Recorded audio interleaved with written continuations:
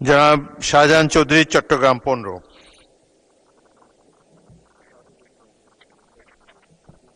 মাননীয় স্পিকার, আপনাকে অসংখ্য ধন্যবাদ। মাননীয় অর্থমন্ত্রী ও পরিকল্পনা মন্ত্রী মহোদয়ের দৃষ্টি আকর্ষণ করে আমি নোটিশটা দিয়েছি। মাননীয় স্পিকার, স্বাধীনতার 54 বছর আমরা অতিবাহিত করলাম।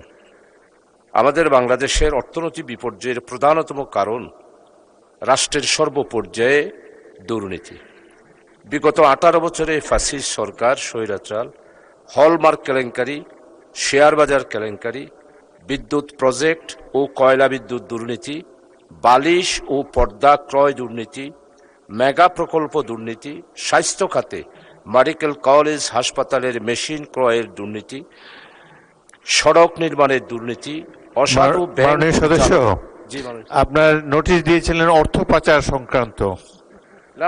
মাননীয় স্পিকার, আমি আজকে এটাই দিয়েছি, আমার নোটিশও এখানে আছে। অর্থ পাচারটা গতকালকে ছিল।